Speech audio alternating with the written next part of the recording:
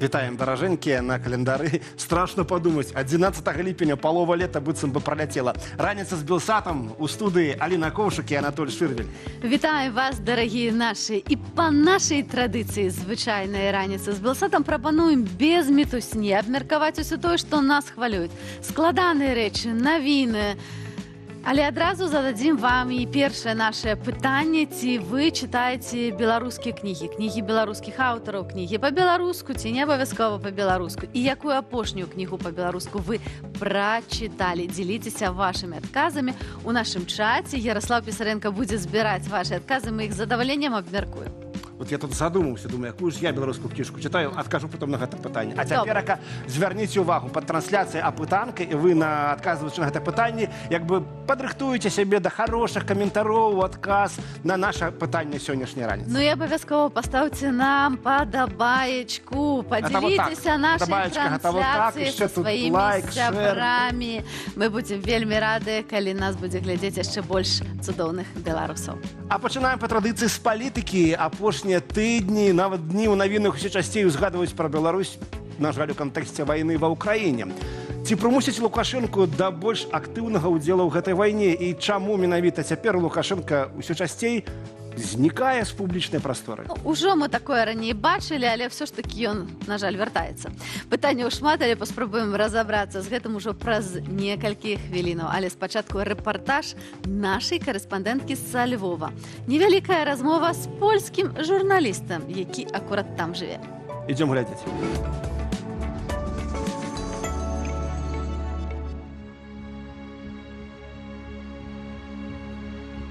Прывітанне ўсім глядачам, мяне завуць Матеуш Паркасевіч, я пісьменнік, публіцыст, кіраўнік праекта Ягеллонскага клуба «Рэч Паспаліта не толькі польска» і настаўнік польскай мовы. І жыву во Львове. Гэта горад маіх продкаў, до якога ў мяне вельмі сильны сантымент. Я сам нарадзіўся в Ольштыне, гэта паўночны ўсход Польшчы. З'яўляецца асяродкам, у якім аб'ядноўваюцца людзі, што з'яўляюцца нашчадкамі часцей за ўсё перасяленцаў, ці то з даўняй і ўсходняй Польшы, са Львова, Вільні, Гродна, ці то з цэнтральнай Польшы. Нашчадкі асаднікаў. Думаю, варта згадаць, што з Беларусі паходзіць таксама сям'я маёй мамы. Сям'я маёй мамы гэта значыць нашчадкі даўняй літоўскай шляхты. Прадзед, ці дакладней прапрадзед з боку мамы быў студзенскім паўстанцам і, на жаль, будучы схопленым маскалямі, скончыў сваё жыццё ў Сібіры. Będąc ujętym przez Moskali, zakończył swój żywot na Syberii. У нас у сямейным альбоме ёсць вельмі цікавая фатаграфія. Гэта значыць, Стасік стаіць пасярэдзіне, а побач з ім стаяць два мужчыны з цёмным колерам скуры. З сямейнага падання мы ведаем, што гэта былі чачэнцы, якія ўзброеныя нажамі, ахоўвалі свайго камандзіра, каб з ім нічога не здаралася, каб ніхто яго не пашкодзіў у перыяд аднаўлення. Ушкодзіў в окрэсе рэконвалесцэнцыі. Ягеллончыкі заўсёды зыходзілі з таго, што толькі разам, толькі імкнучыся да паразумення ў рэгіёне, мы ў стане быць хоць нейкім партнёрам для захаду Еўропы і апорай перад усходам Еўропы. Для беларусаў наогуле спадчына Рэчы Паспалітай гэта іх усё. Беларусь не можа існаваць без спадчыны Рэчы Паспалітай, без гэтага ягеллонскага элемента, таму што гэта натуральная частка іх ідэнтычнасці.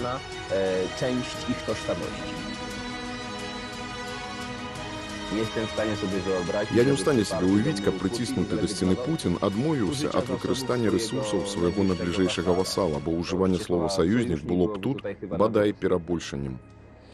Я маю сказаць, што я вельмі захапляюся беларусам. Я вельмі глыбока верыў у тое, што ў выпадку, калі тыя ж беларусы не пагубяць у сябе гэтую внутреннюю свабоду, рано ці позна Беларусь будзе вольнай.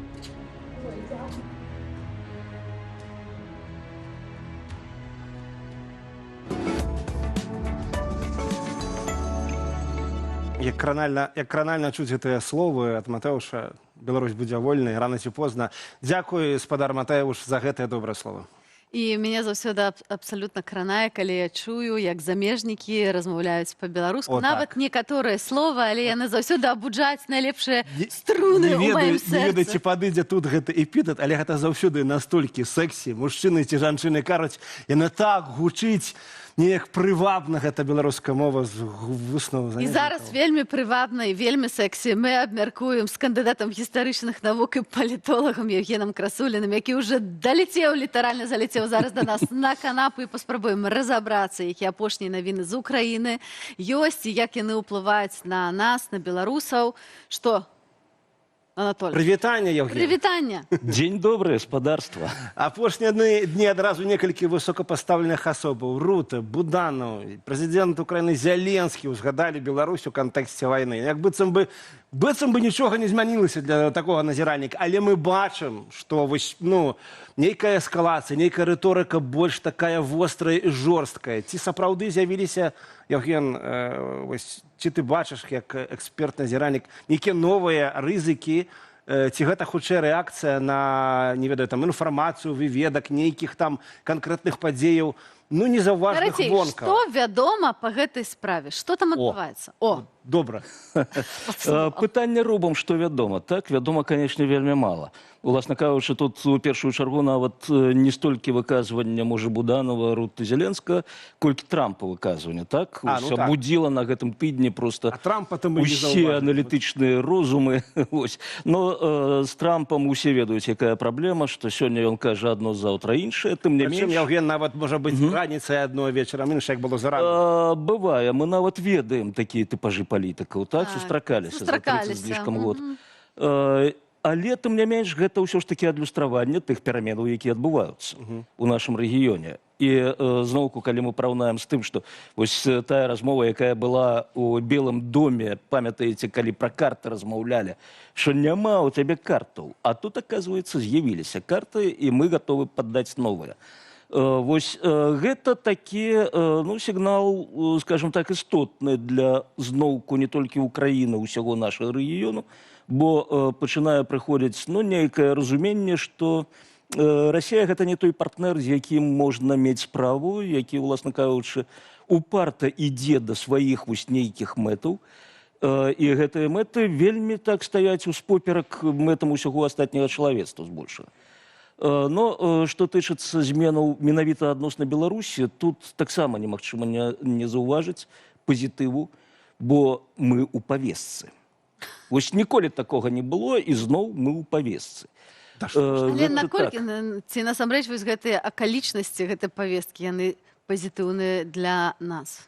Скажам так, тут ёсць яшчэ куды працаваць. Бо пачынае з'яўляцца разуменне у еўрапейцаў, што Беларусь ўсё ж такі гэта там не проста тэрыторыя, так, як любяць рускія казаць. Вось гэта Мельніченко, так, у The Economist апублікаваў свае ідэйкі наконт новага парадку ў Еўропе. Там няма размова пра народы, там ёсць размова пра тэрыторыю. Дзякуй Богу, вось цяпер Еўропа глядзіць на Беларусь не проста як на тэрыторыю, а як на краіну, як на 9 мільёнаў чалавек з лішкам, якія могуць быць рэсурсам ці для таго, ці для іншага. Вось можна пакінуць гэтыя 9 мільёнаў Расіі, но самі разумееце, так? Вось проста з панскага пляча раз беларусаў... Мы не згодныя, адразу кажам. Дзякуй Богу, еўрапейцы таксама пачынаюць сцяміць, што не, і мы, еўрапейцы, з гэтым не згодныя. Тут што-то не так.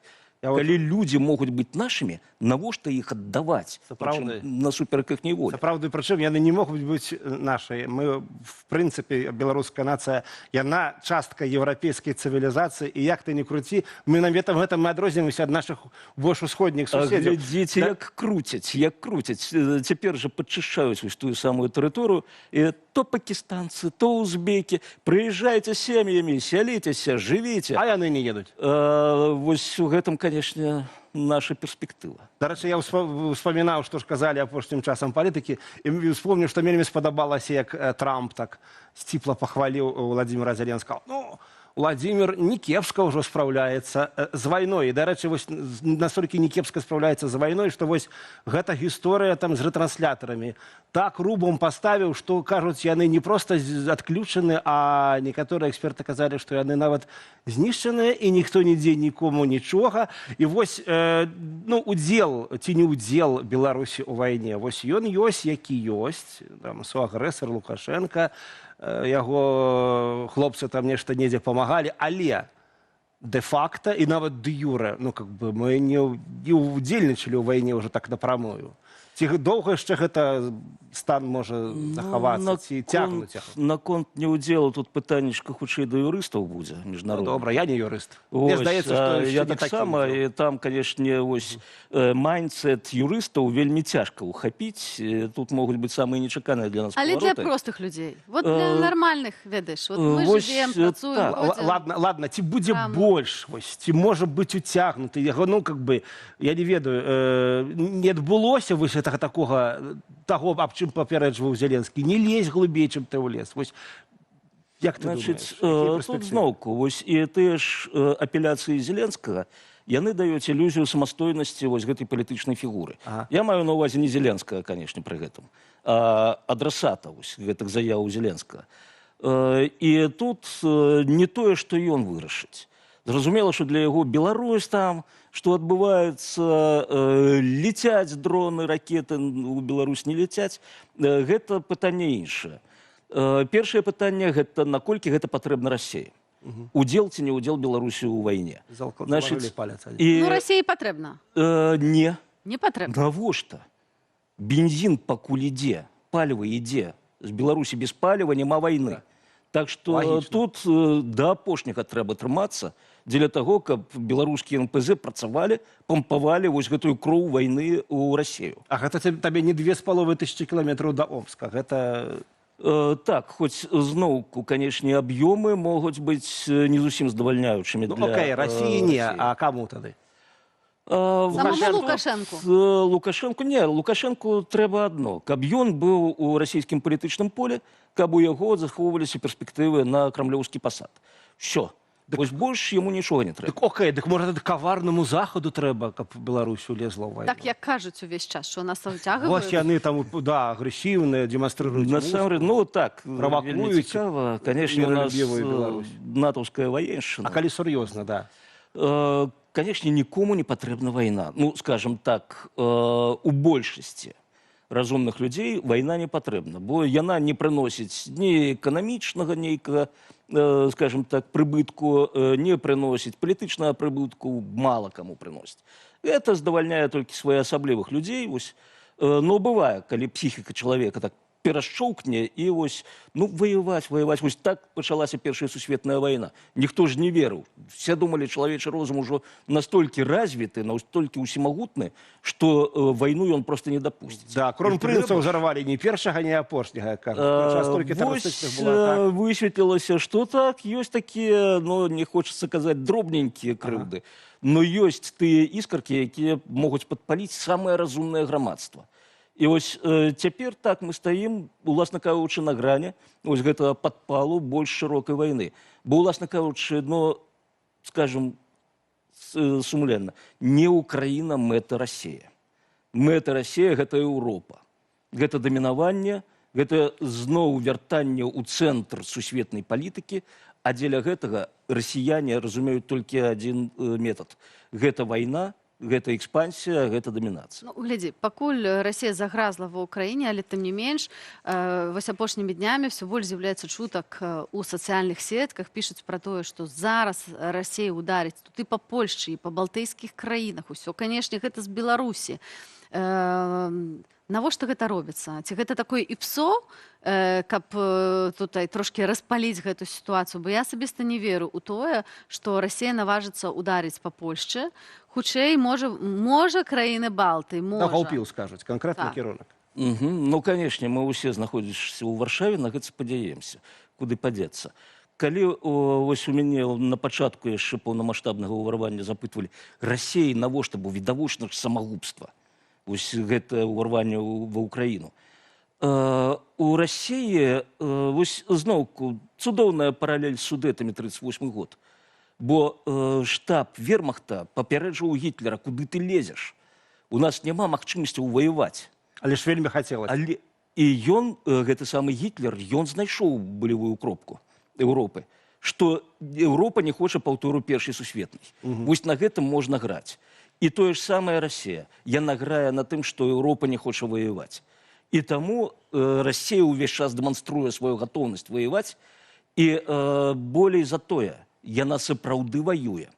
І гэта зноўку, гэта разлічана на грамадства і на палітыкум Еўропы. Што грамадства, глядзіце, не, мы не хочам там, мы не агрэсіўныя, мы мілыя, паглядзіце, які у нас балет, які у нас прыгажуні ў какошніках. Мы мілыя людзі, но ваши палітыкі цягнуць вас у вайну. Гэта вельмі добра бачна па сацыяльных сецівах цяпер. І тут на гэтым тле гучыць інфармацыя, быццам бы Зеленскі паставіў задачу перад СБУ за 40 дзён прымусіць гэтага агрэсара Расею і хаўруснікаў да міру. Як ты ўспрыняў гэты сігнал, наколькі, ну, як мне так цікава, ці рэалістычна гэта? 40 дзён, это вельмі класна, якраз у верасні ўжо быў бы мір. Вось зноўку пытанне, які мір, так? Бо у Расіі, яшчэ раз паўтаруся, мэта не Украіна, у яе мэты больш далёкасягальная. І таму, калі ёй дазволяць атрымаць нейкую перадышку, тады гэта будзе кепска. Гэта, ну, пару-тройку год, і ўсё роўна мы вернемся да таго месца, на якім спыніліся цяпер. Спынемся праз 40 дзён, крыху меней. Вось тут гэты канфлікт, гэтая вайна, яна мусіць завяршыцца так, як завяршылася Другая сусветная. Пабудовай новай трывалай сістэмы парадку і бяспекі. Але гэта падчас Другой сусветнай здолелі рэалізаваць толькі цалкам знішчыўшы вось гэтую падставу агрэсіі вайны. І не магу цябе не запытаць, ты ўжо трошкі закрануў у нашай размове вось гэты артыкул в «Экономіст» Мельнічэнкі, падводзячы акурат да таго, што ты кажаш, новая сістэма бяспекі. І чаму агулам з'явіўся зараз гэты артыкул, каму ён патрэбны, апублікаваны в «Экономіст»? Не выпадковае выданне, вельмі ўплывовае, так? Што кажа гэта тэорыя і каму яна патрэбная? Яна патрэбна, вось, як Анатоль казаў, ПСО. Гэта з той жа серыі, што і пагрозы ядравых удараў, уварвання там акупацыі невялікай тэрыторыі ў Еўропе, у краінах Балтыі ці ў Польшчы. Гэта ўсё ўздзеянне на палітыкум і на грамадства. Мы добрыя людзі, мы не хочам ваяваць, вось мы вам прапануем такую схемку. Схемка, ну, хто чытаў гэты артыкул, той бачыў, што гэта за схемка, гэта нічога прынцыпова новага ў параўнанні з тым, што было там у 14-22 годзе і ў любыя іншыя гады. Гэта патрэба Расіі ў дамінацыі. Вось падпарадкуйцеся нам, аддайце нам, што мы хочам у дадзены бягучы момант, потым у нас з'явяцца новыя апетыты, не сумнявайцеся. Вось пра гэта гаворка. У мяне ўзнікае на самой справе вось тут думка такая, што яны не хочуць, каб іх аддалі. Яны проста хацелі, каб іх публічна лічылі моцнымі. Тут не толькі каб лічылі, канечне, гэта вельмі істотны чыннік. Так, паважаюць нас, паважаюць, но плюс яшчэ баяцца. Так. Вось гэта ключавое. Баяцца, і зараз з'яўляецца таксама інфармацыя пра тое, што Расія, мабыць, нават з Кітаем могуць спалучыцца і зрабіць такую глобальную вайну. Ну, мы, карацей, замахнуліся. Ведаеце, гэта насамрэч такі начны кашмар. Не тое, што яны спалучацца, но яны будуць дзейнічаць. Другая сусветная, так? Мы-то бачым толькі еўрапейскі тэатр баявых дзеянняў, насамрэч ціхаакіянскі тэатр баявых дзеянняў быў куды больш маштабны. Вось калі Кітай распачне баявыя дзеянні там, у азіятска-ціхаакіянскім рэгіёне, то, канечне, перафарматаванне свету будзе, ой, як імаверным. Мы так у вельмі высокай ступені. Калі рисаваць нашу траекторыю размовы на мапе, мы там. А я хочу про Лукашенко запытацца. Ці ёсць, вот важное пытанне, пагадзіся, ці ёсць яго нейкі шанец адарвацца ад Расіі? Коротка, бо мала часу. Лукашэнкі ці ў Беларусі? Лукашэнкі ў Беларусі. Лукашенко, па-першае, не збіраецца адрывацца ад Расіі, бо ён і ёсць Расія. Вось давайте гэта прымем нарэшце. Ну не, я нават не веру, што мы адкінем гэтую версію, што Лукашенко самастойны. А ў Беларусі? У Беларусі, канешне, ёсць. Вось з гэтага мы пачыналі, што у еўрапейцаў пачынае фармавацца новы погляд на Беларусь, як на суб'ект, як на частку еўрапейскай цывілізацыі сапраўды. Ну, калі мы ўжо размаўляем там у кантэксце цывілізацыю, як расейцы гэта любяць. І вось тут у нас, канешне, з'яўляецца шанец. Яшчэ гады 2-3 таму у нас гэты шанец быў ніякі. Шчыра кажучы, нас усё ж такі разглядалі як частку Расіі, неадымальную. А цяпер, зноўку, падзякуем усё ж такі нашым дэмакратычным сілам, якія ездзяць па гэтых канферэнцыях, па гэтых Яны ж там самітах. нічога не робяць. Вось табе і адказ на пытанне, а навошта яны ездзяць? Вось для гэтага ездзяць. Суб'ектнасць нашу павышаюць проста. Анатоль, Клас. цудоўная ідэя, цудоўная выснова. Вось навошта нам... Класны фінал нашай размовы.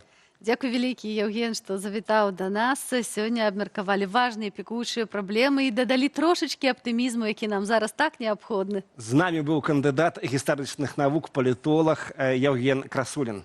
А мы нагадваем, што не толькі палітычныя праблемы стануць цяжкай спадчынай, якую Лукашенко пакіне беларусам.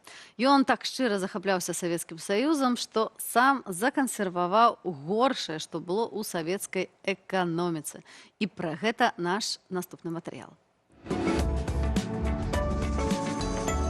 Беларуская прапаганда гадамі паўтарае наратыў. Мы захавалі савецкую спадчыну. Праўда, забываюць дадаць, захавалі яе выключна для таго, каб потым рэгулярна скідвацца ўсім бюджэтам на яе ўтрыманне. Вось топ галоўных утрыманцаў краіны, якія віртуозна спальваюць дзяржаўныя мільярды. Пачнем з беларускага металургічнага заводу ў Жлобіне, які разам са сталлю выплаўляе каласальныя пазыкі. Жлобінскі гігант – гэта хранічны крэдытны наркаман. Схема простая. Завод набірае крэдытаў, не можа іх аддаць, і тут прылятае ратавальнік урад.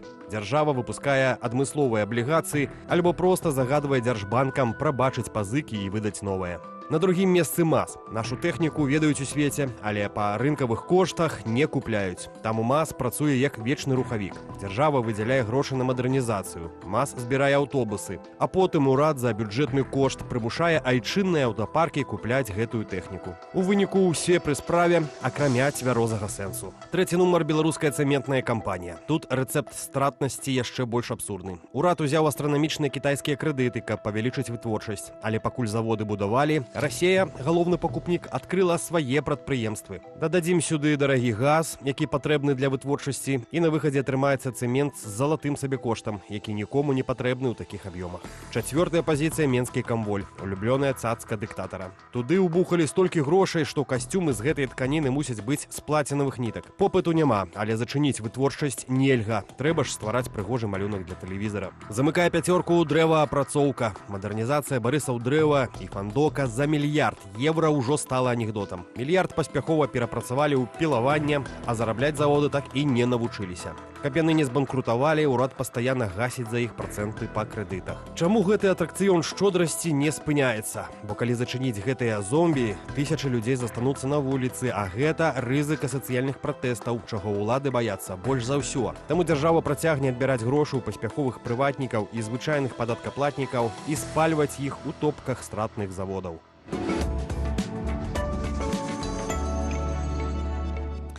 Як вам такая спадчына ад Лукашэнкі? Мне падаецца, што рана ці позна трэба з гэтым штосьці рабіць. Праўда? А вось што можна зрабіць? Пра гэта акурат зараз мы паразмаўляем з прадстаўніцай у эканоміцы і фінансах аб'яднанага пераходнага кабінету Алісай Рыжычэнка.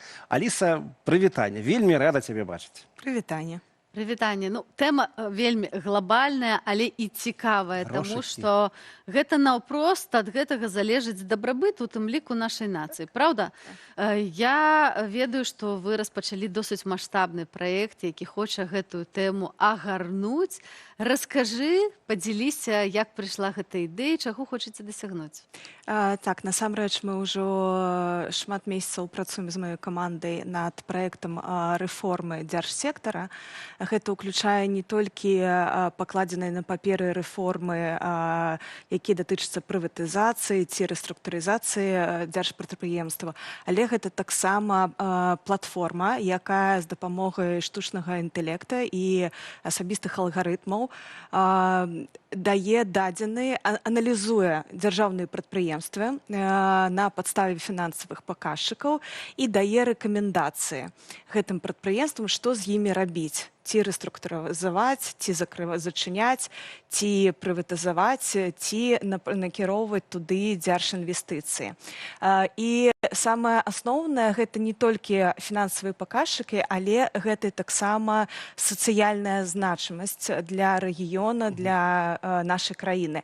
Таму што адно, калі мы гаворым, напрыклад, пра прадпрыемства ў Менску, нейкі завод, і калі мы гаворым, напрыклад, пра нейкі завод у у маленькім горадзе, дзе ёсць там 100 тысяч насельніцтва, і гэты завод з'яўляецца асноўным месцам працы для гэтых Які-небудзь людзей. Жлобін, дзе Жлобінскі Так. металургічны, гэта Так. аснова жыцця. І гэта зусім іншыя рэчы, і таму падыход да гэтых прадпрыемстваў павінен быць розны. А вот глядзі, пэўна ж нейкі ёсць нейкая афіцыйная статыстыка, которая аналізуе, якую можна зразумець, а колькі яны смокчуць датацыі з дзяржбюджэта, гэта дзяржсектар, быццам бы эканоміка, которая датуецца. Вось хто яны, тыя, которые зжыраюць, і сколькі яны зжыраюць? І пытанне, ці можна давяряць тым афіцыйным дадзеным, да якіх вы маеце доступ? Так, насамрэч, афіцыйныя дадзеныя — гэта была самая велізарная праблема, калі мы распрацоўвалі нашу платформу, таму што прадпрыемствы дзяржаўныя справаздачацца па-рознаму, і больш за таго, адно прадпрыемства кожны год можа справаздачацца ў рознай форме, на розных сайтах, на розных пляцоўках. І мы фактычна ўручную шукалі гэтыя дадзеныя. Афіцыйная статыстыка, яна дае больш агульную картыну, а мы маем тыя дадзеныя па кожнаму прадпрыемству дзяржаўнаму, і мы зараз запусцілі платформу са 100 пілотнымі прадпрыемствамі, і далей мы будзем дапаўняць усё больш і больш.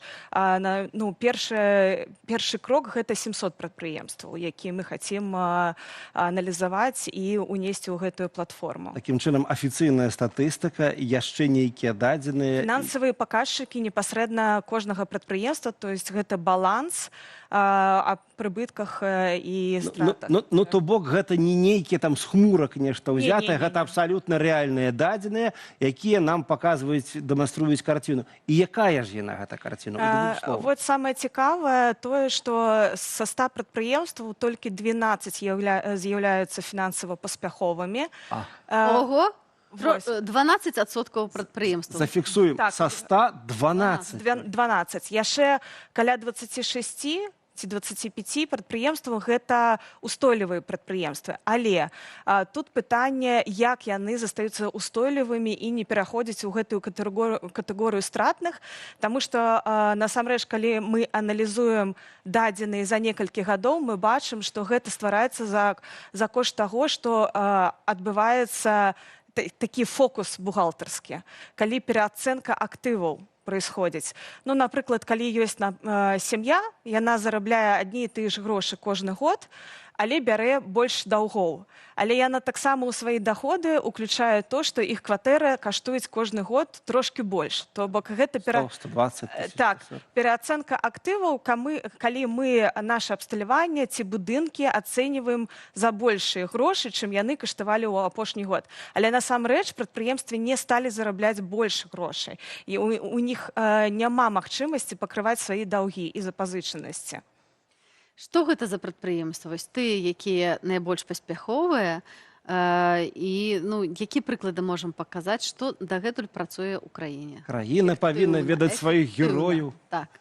Насамрэч, вельмі складана сказаць, што гэта за прадпрыемствы, таму што мы бралі срэз, мы стараліся, каб усе прадпрыемствы былі пад розныя катэгорыі падыходзілі. Гэта і харчовыя прадпрыемствы, гэта і тэкстыль, гэта і прамысловасць перапрацоўчая. І паспяховыя прадпрыемствы ёсць у кожных з накірункаў. Няма такога, што вось толькі, напрыклад, харчовая прамысловасць працуе. Не, ёсць як паспяховыя, так і крытычныя прадпрыемства. Я не магу казаць вам зараз нейкія брэнды, таму што хачу застаць гэта да афіцыйнай прэзентацыі. Мы тут толькі приоткрываем. А тыя, которые в мінусе, таксама не назовеш сёння? Не, ў мінусе гэта шмат прадпрыемстваў, таксама харчовыя, напрыклад, малочная прадукцыя, гэта Полацкі малочны камбінат, Белак, напрыклад. Белак? Белак. Са сваім унікальным лінейкай прадукцыі? Ён знаходзіцца ў крытычным стане, насамрэч. Там зніжэнне выручкі, там рост даўгоў. Як жа славутая беларуская малочка? Ну, вось, насамрэч, там вельмі цікавыя дадзеныя, таму што, напрыклад, калі мы паглядзім на Полацкі малочны камбінат і глядзім на тое, што там страты кожны год растуць, пры гэтым растуць таксама расходы на управленчую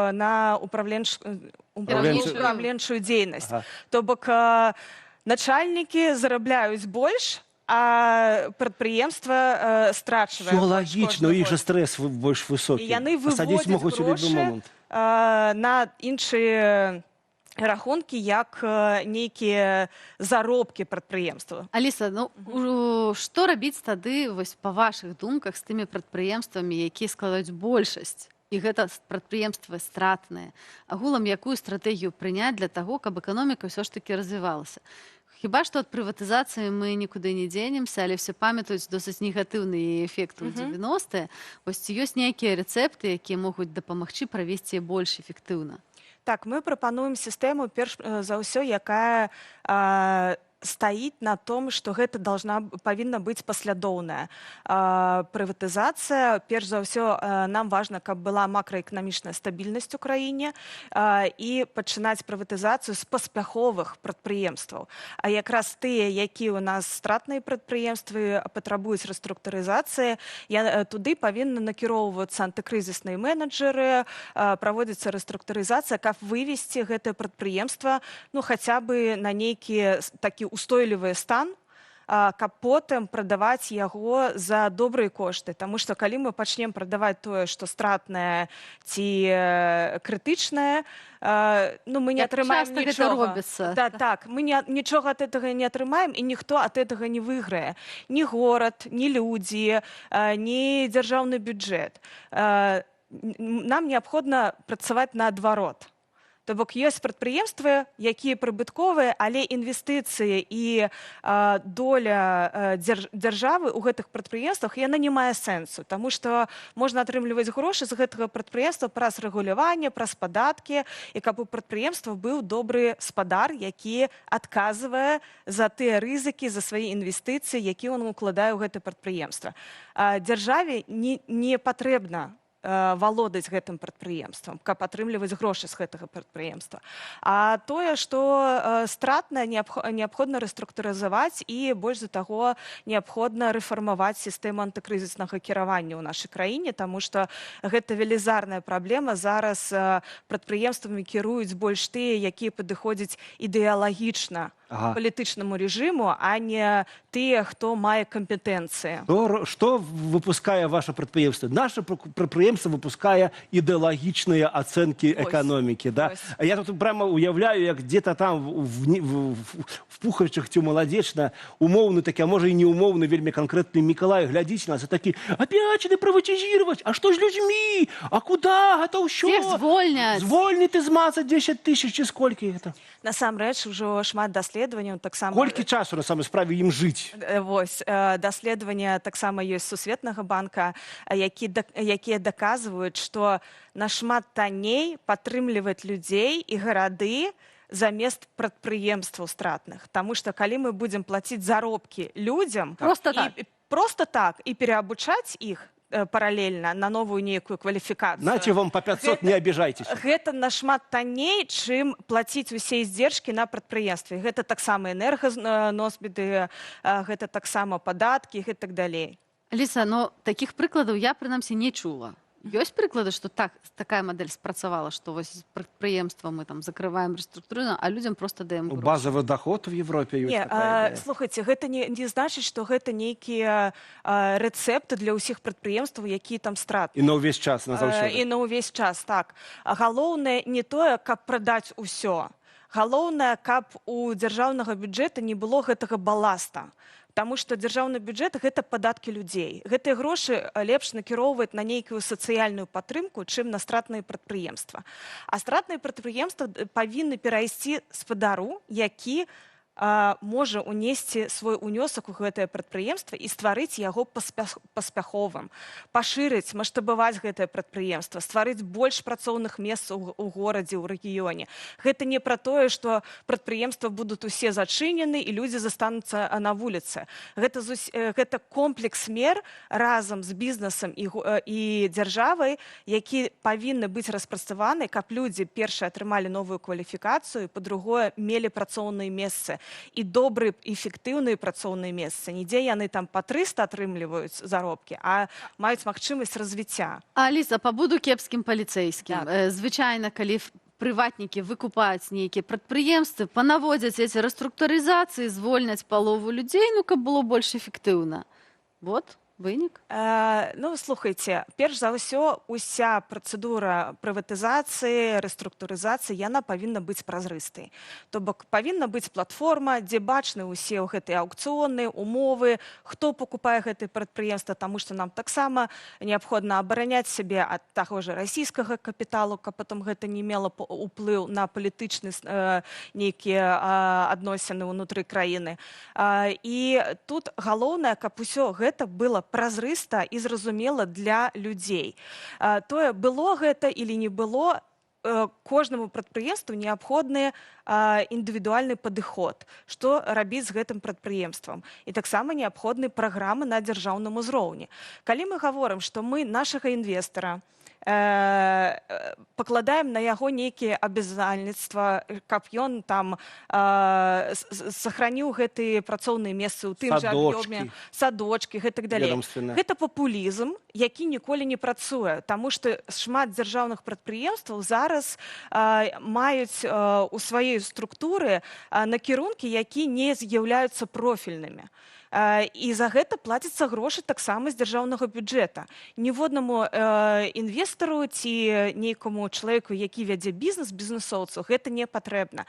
Таксама штаты працоўныя, яны вельмі часта раздуты на дзяржаўных прадпрыемствах. І таму, калі мы будзем вымушаць бізнесоўцаў ці інвестараў сохраняць гэта ўсё, ну, да якой эфектыўнасці гэта прывядзе?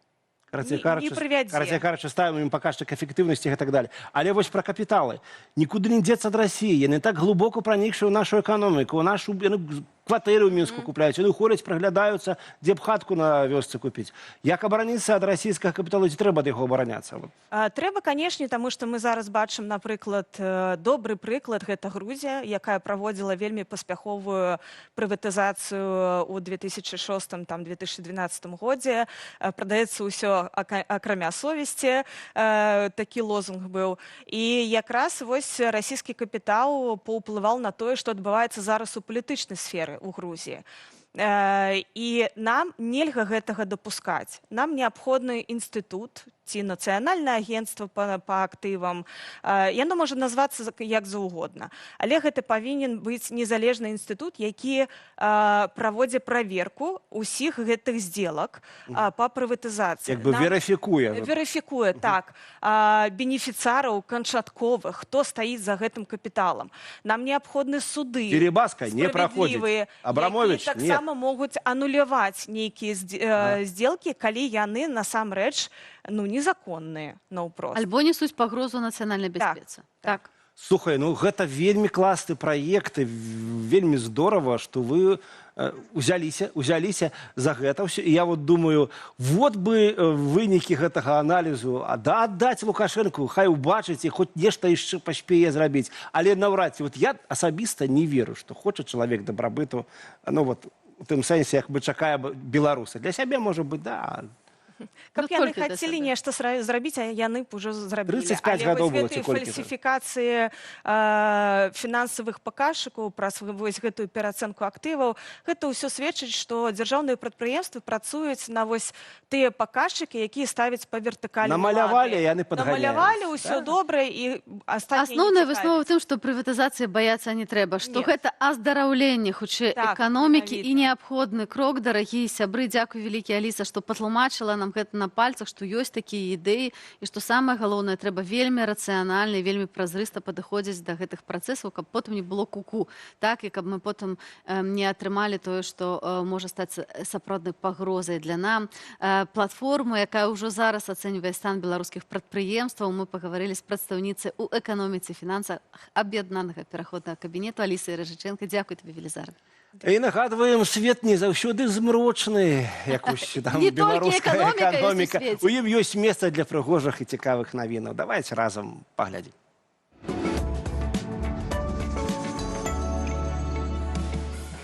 Вяселле амерыканскай спявачкі Тэйлор Свіфт і футбаліста Трэвіса Келсі сталася адной з самых абмеркаваных падзеяў для прыхільнікаў артысткі. А для кагосьці яшчэ і магчымасцю зарабіць. Нью-йорскі мастак Джастын Жыняк у дзень урачыстасці сабраў смецце, якое засталося каля Мэдысон Сквер Гарден, непадалёк ад месца святкавання. Запакаваў яго ў празрыстыя кубікі і выставіў на продаж пад назву «Кішэннае смецце».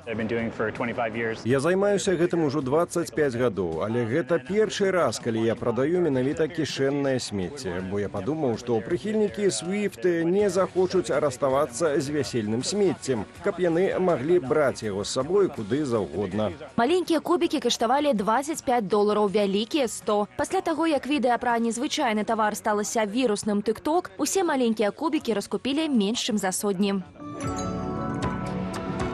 А ў Японіі ўжо шмат стагоддзяў ушаноўваюць жабу. Фестываль у гонар гэтай земнаводнай адбываецца ў мястэчку Юсіно з канца 9 стагоддзя. Паводле легенды, чалавека, які пакрыўдзіў мясцовае бажаство, ператварылі ў жабу, але пасля раскаяння ён здолеў зноў зрабіцца чалавекам. Сёння гэту гісторыю аднаўляюць падчас рытуалу. Чалавека ў касцюме жабы нясуць да святыні, дзе ён скокамі набліжаецца да святара.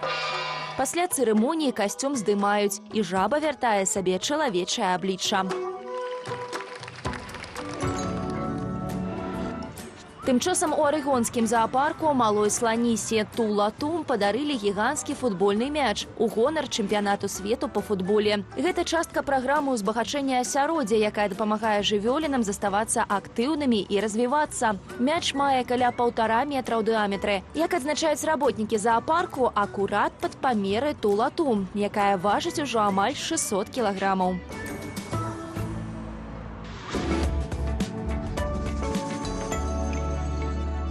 А мы вітаем уже зараз з нами Ярослав Пісаренко. Прывітанне, Ярославе. Што ты нам сёння прынёс? Ой, прынёс шмат чаго, але давайте пачнем з пэўнага гістарычнага парадокса. Відэа называецца «Трагедыя навукі на адным скрыжаванні ў Магілёве». Вось, калі ласка, давайте глянем відос, але пасля будзе вось гэтая паясняльная брыгада, як у інтэрнэце кажуць. У нас что, реально Лысенко и Вавилова улицы пересекаются? Вы прикалываетесь? Это что, жад какой или что? Я могу вести начальник бригады. Один з іх прокурор, а другі акадэмік, которого гэты прокурор ці суддзя там працаваў.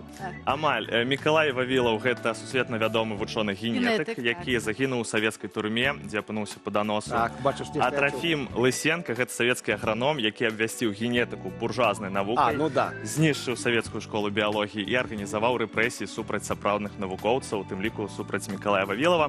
Але ведаеце, я пачытаў каменты, Вышынскі быў прокурорам тады.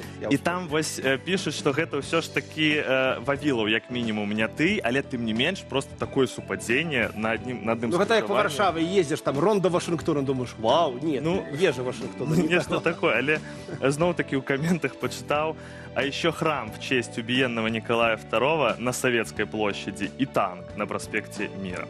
Калі вы ведаеце такія парадоксы вось у ваших гарадах, абавязкова пішыце ў каментах. А у нас зараз, ведаеце, такая популярная рубрика, называется «Россияне ў шоку». Наше любимое шоу, забаўляльнае апошнім часам. Глядзім, з чаго ў шоку гэтым разом.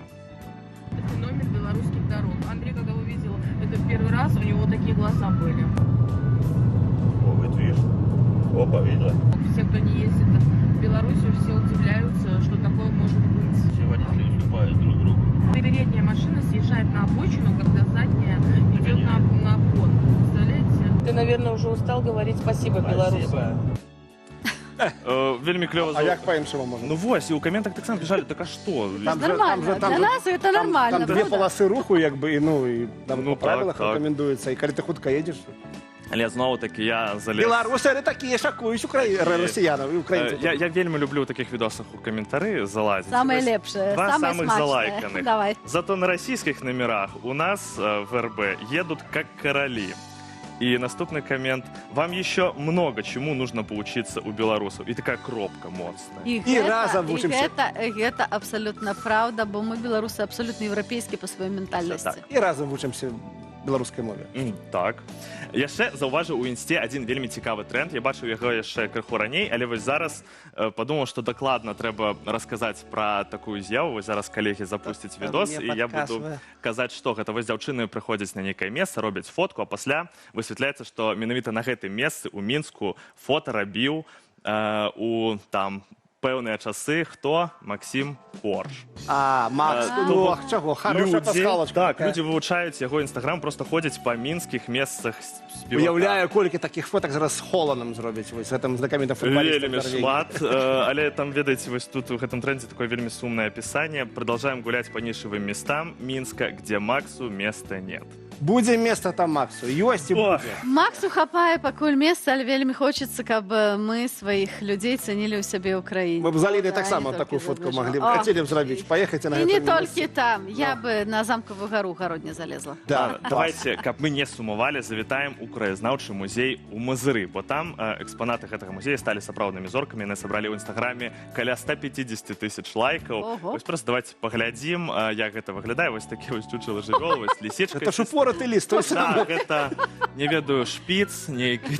Не, гэта не сава вось такая, да, пасля карпаратыва. Таксідэрміста хорошае пачуццё гумару. Гэта зайчык. Да, і уже не пабягайчык. Сава весёленькая. У іх ва ўсіх адзін выраз морды. Ліст найлепшы, Так, і вось яны, гэтыя вось жывёлы, сталі сапраўднымі зоркамі. Суровы Мазыр такі. Я хочу перадаць прывітанне ў Мазыр, там шмат хорошых людзей. Мы зноў-такі у Мазыры застаемся, і вось зараз будзе мой самы любімы відос на гэтым тыдні. У Мазыры адкрылі новы аб'ект, адкрылі неверагодна пампезна. Давайте паглядзім першую частку гэтага. Это выпадкова не Припять, не? Глядзім. Мы открываем новый, современный и долгожданный объект отдыха. Наш новый аттракцион. Качели – это символ полета. Качели это символ, что было там на заднем плане. Качели это символ беларускай эканомікі і беларускай палітыкі. Клас! Яшчэ ведаеце, падабаецца, што яны падвязалі гэтае адкрыццё пад дзень незалежнасці, тыпу незалежнасць ад гравітацыі.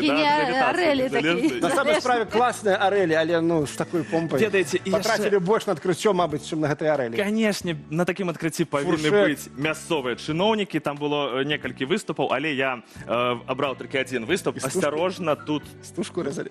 До слез, зараз до слез будем. Глядим. Посмотрите на эти новые, яркие, современные качели. Качели – это ведь тоже символ. Символ полета, стремления вверх, символ беззаботного и счастливого детства. А там же специально обученное дитя еще пушкается. Молодцы, класс, мазыряне. Я на самой справе думаю, что это стёб над стёбом. Это такая самая вышиня, просто вышиня. Мета-ирония. Это просто мета-ирония с боку чиновников. Хочется верить в лепше.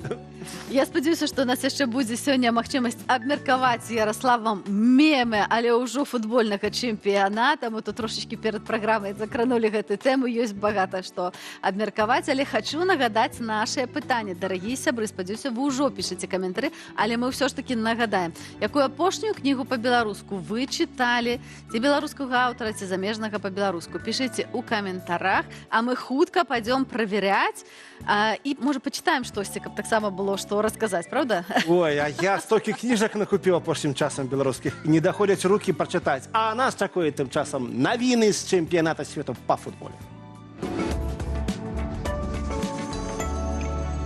Пакуль футбольныя заўзятары на стадыёнах згараюць ад эмацыйнага напалу чэмпіянату свету, за межамі поля адбываецца абсалютнае і вельмі вясёлае вар'яцтва. Мы сабралі самыя кур'ёзныя каляфутбольныя гісторыі, якія сёння абмяркоўвае ўвесь свет. Пачнем з Чылі. Мясцовы блогер арыгінальна закрыў гештальт і здзейсніў сваю дзіцячую мару. Калісьці ў яго бацькоў не было грошай на папулярны альбом для налепак «Паніні». Памятаеце такі? Каб скончыць гэты арт-аб'ект, Арыэль паехаў у тур па краіне, дзе кожны ахвочы мог далепіць свой кавалак. Цяпер машына стала галоўнай аўтаславутасцю Лацінскай Амерыкі. Жонка, праўда, спачатку была супраць, бо аўто купілі ўсяго 2 тыдні таму. Але чаго толькі не зробіш дзеля мары. А вось у Маямі чэмпіянат свету спрабуюць на смак. Мясцовая пякарня выпусціла эксклюзіўную калекцыю круасанаў у выглядзе футбольных мячоў з ядомымі сцягамі краін-удзельніц. І тут поўная гастранамічная паліткарэктнасць. Смак кожнай булкі адпавядае культуры краіны. Для Бразіліі гэта пюрэ з экзатычных ягад.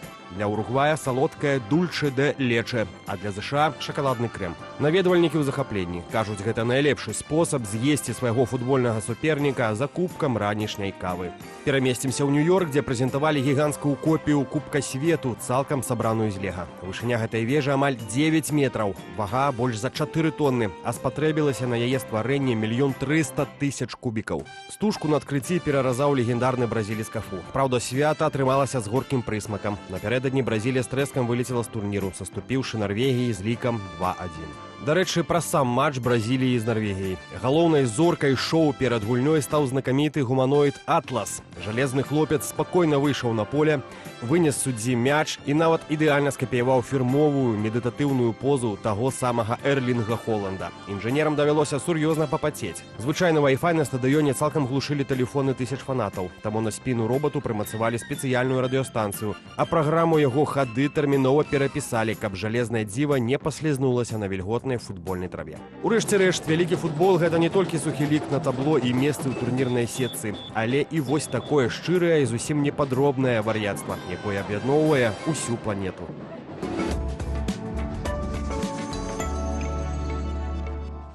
Давайте почитаю одразу свой самый любимый коммент, який вы зараз написали в нашем чатику, и мы, конечно же, запрашаем усіх писать комменты. На мой погляд, книга по-беларуску — это уже больш высокая ступень, до якой трэба прыйсці. А прыйсці можна, поглядзеўшы футбол з беларускім каментаром ад Ярослава ці альбо Паула Барана. Так тихенько сказал, с белорусским комментаром от Ярослава. Это крутейшие комментарии. Приходите, глядите. Але сапраўды футбол по-беларуску і ўвогуле футбол — гэта топ. Абсолютно. Что адбываецца на чэмпіянаце свету? Я трошечки крышечку сачу. Мы уже ўваходзім у самую цікавую зараз фазу. Якія сенсацыі нас чакаюць, Ярослав? Не ведаю, якія сенсацыі будуць чакаць, але я просто магу адразу сказаць, што гэта вельмі клёвы чэмпіянат свету з пункту гледжання вось менавіта асобаў. Вось мы стаялі яшчэ перад эфірам і абмяркоўвалі, сколькі мемаў клёвых. Гэта Эрлінг Холланд, відавочна, там самы мемны чувак. А напишите в комментариях, вось хто для вас топ-плеер зараз, самая асоба гэтага чэмпіянату. Давайте накінем варыянты. Гэта альбо Эрлінг Холланд, альбо дыктатар Мбапе, бо заўзятары лічаць, што ён занадта ўплывае на ўсе працэсы ў зборнай. Там яшчэ Месси. Месси, але про Роналду. бо яго такі веліч. Роналду, які плакаў, там команда яго не абняла. Мне вось, зноў-такі, гэта вельмі спрэчна, але мне вось не спадабаліся паводзіны Роналду. Ведаеце, гэта як ён сінімі пальцамі за гэтую зборную трымаўся. Мне падаецца, што ўсё ж такі сапраўдная веліч у спорце, таксама і ў футболе, яна палягае ў тым, каб у пэўны час сыдзі другім нумарам, падкажы партнёрам. Сыдзі! Ёсць добрый час, сыдзі, і не толькі Роналду, але і іншыя люди. Такі красавчик, ну ўсё. Это не шчыра было, не шчыра было. Это было так вельмі паказушна. Яшчэ, калі мы кажам пра вось гэтай цікавосткі чэмпіянату свету, Харі Кейн, форвард зборнай Англіі, можа атрымаць рыцарскі ордэн, бо букмекеры на гэта даюць каэфіцыент 6, то бок прыблізна 17%. Ну, гэта відавочна, калі Англія пераможа, у нас будзе аднім рыцарам у гэтым свеце. Король Карл такі: ты мне мяч, а я тебе меч. Так, ну что, давайте я почитаю еще комментарии от наших глядачов. А вы пакуль пишите, Ярослав проверяет, что вы там написали. Про книжки. Вось тут вельмі такая цікавая аналогія з книгами і паленнем. Калі хочаш паліць, спачатку пераходзіш на электронку, а потым кідаеш. Так робяць і з кнігамі. Таму не шкадуйце грошай на кнігі, а тым больш беларускія. Я прямо подпишуся, потому что я пошкодовал бы спочатку гроши, а потом захотел купить вот это знакомитый не переклад, знакомитое выдание без рецензии Колосов, и я купил и не тую. Не тую! Але може сьогодні у нас у студії з'явиться тое. Я, до речі, поглядзім, наверное. Я потому что Валентине написал, кажу, яна каже, не наша. Такі цікавий лайфхак. На жаль, зараз бракує часу на кнігі, аўдыокнігі ратуюць, але калі хочацца запаволіцца, тут толькі папяровая кніга. Апошняя кніга Горвата «Дом». Вось такая. У мяне, дарэчы, апошняя кніга па-беларуску. На жаль, не шмат чытаю, але вось апошня пачытаў Быкова Васіля «Афганец». І, ну, калі шчыра, быў вельмі ўражаны, просто моцна. А я купіў, чытаю зараз по радочку літаральна. Беларусь — это святое Павла Северынца. На самой справе мне яе падарыў, а другую я купіў сябрам падарыў. А я пакуль не скажу, раскажу трошечки пазней. І дзякую всім, хто не забываецца і пішаце пра нашу пытаначку. Калі ласачка, лайки под нашай трансляцыі. Нам вельмі цікавыя ваши адказы. Вось Ярослав все собирай і хутка прынясе далей у студыю. Першая гадзіна хутка пролетела, значыць, час на музыку, але заставайцеся з намі, мы працягваем раніцу з Белсатом. А пакуль танчым. Ну, альбо просто размінаемся.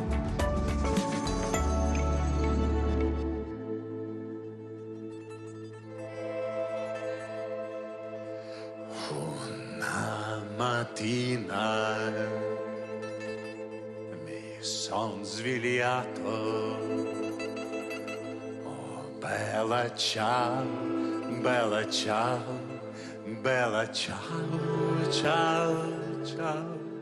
Una mattina mi son svegliato ed ho trovato Лінова сон.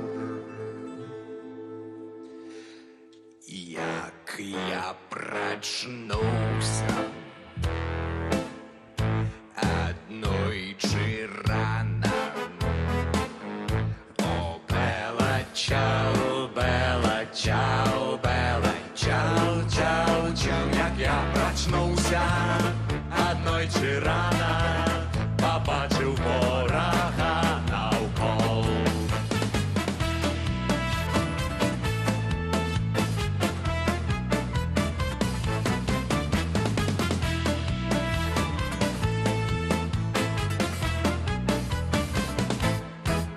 Один шлях мой до партизанов. О, бела чау, бела чау, бела чау, чау, чау. Один шлях мой до партизанов. Чекає нас міровний бой. Один шлях мой до партизанов. Чекає нас міровний бой. Ау! Я загинув на партизанах.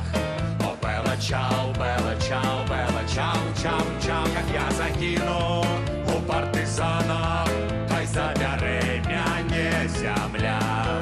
Як я загинув у партизанах, хай забере мене земля.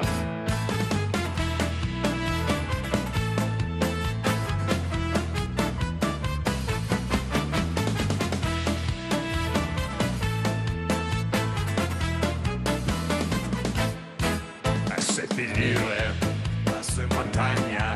О, бела чау, бела чау, бела чау, чау, чау. Сепіліре, ласу монтання. Sotto di un bel fior, e seppellire lassù in montagna, sotto l'ombra di un bel fior.